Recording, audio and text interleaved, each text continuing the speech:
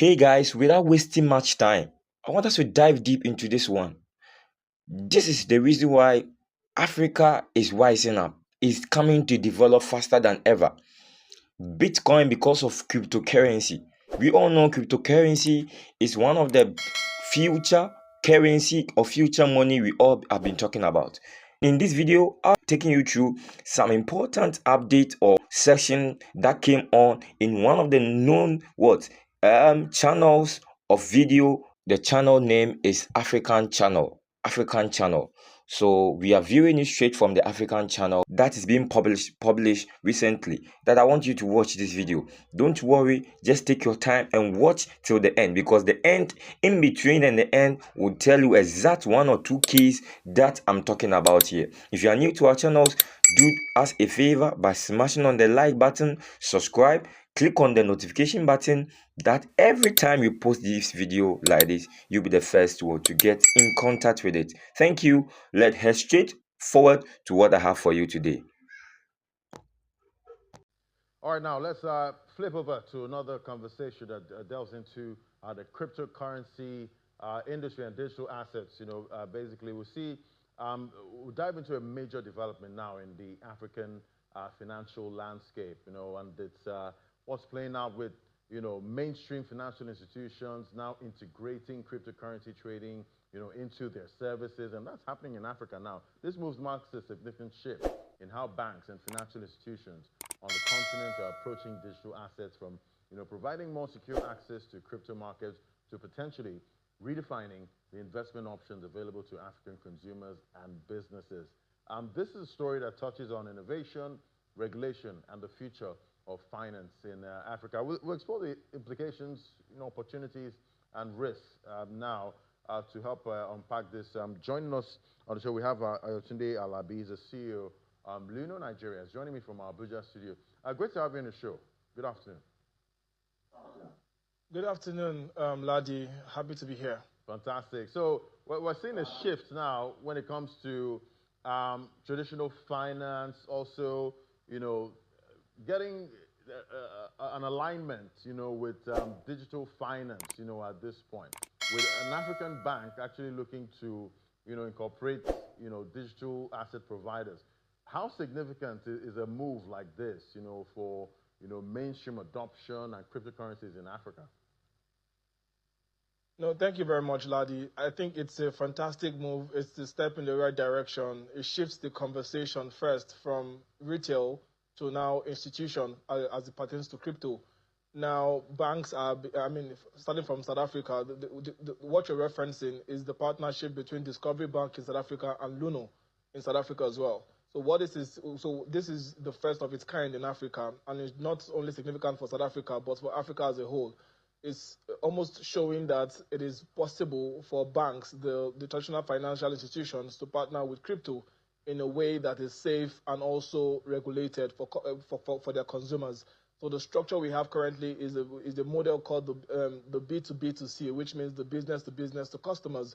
So asset managers, financial institutions like banks, pension fund administrators are now, this is going to signify that there is an opportunity here to be able to offer the next wave of innovation as it comes to, as it pertains to financial instruments to consumers as well. So it's a fantastic development for not only South Africa, but also the African continent. It shows that we are ready and that Africa as a whole is ready for the next wave of innovation, from an investment perspective.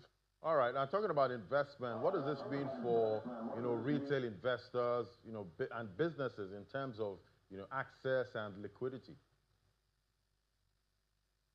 No one has as much liquidity as the banks across the different financial institutions or across different, financial landscape, as it were.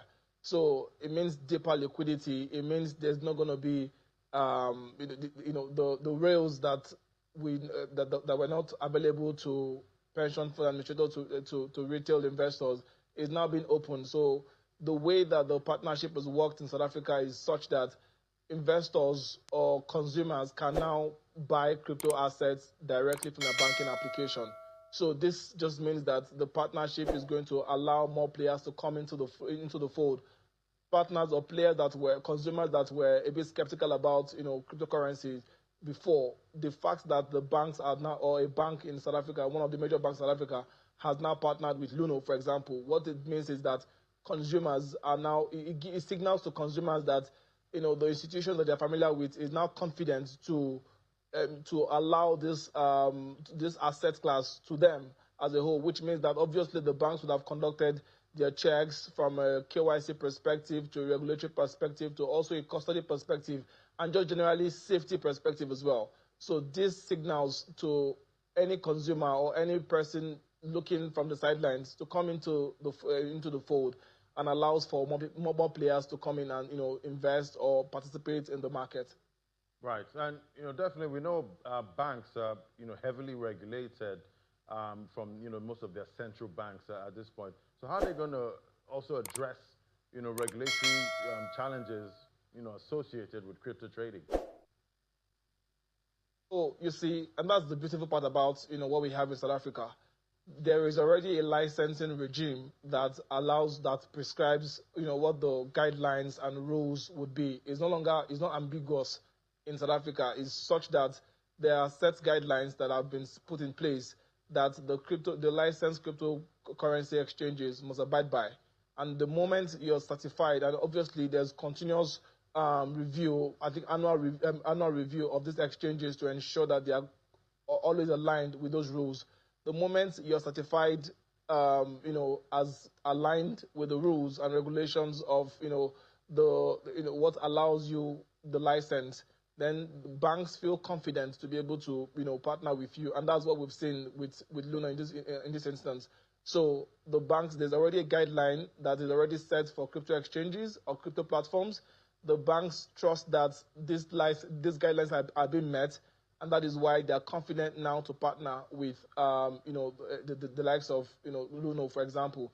Now, if you bring that to Nigeria as well, it's something that is going to happen eventually, where there's going to be a guidelines, a set rules and regulations. Once that happens, what we'll now begin to see is we're going to see institutional type partnership, like the banks, for example, asset managers, pension funds, even stock brokerage firms will now be confident because there is a guideline that has been set or that has been set and has been followed assiduously by these exchanges to ensure that partnerships are done in a safe, secure, and transparent manner, which will give investors the confidence that they require to be able to participate in this market. Right, and definitely we know when it comes to digital assets, we have some of those hacking issues, where blockchain gets hacked and they steal people's funds. Who's going to be protecting digital assets, belonging to clients? Will it be the banks or the crypto platform? So you see, the crypto platform is already equipped with the necessary technology to ensure custody of secure custody of this of digital assets. Is what we've done, over the years as well. I can speak for Luno, and so it's something that would continue. Now, the banks don't necessarily have to build an infrastructure to cater to that segment of the business, or from a security perspective. Because again, if you look, for example, the banks don't build the core banking application from the scratch. They allow for people that have already developed those core banking applications to partner with them, and then they ride on those existing platforms. Obviously, when the checks, they would have passed through the necessary checks, definitely. So it's the same thing with the crypto assets.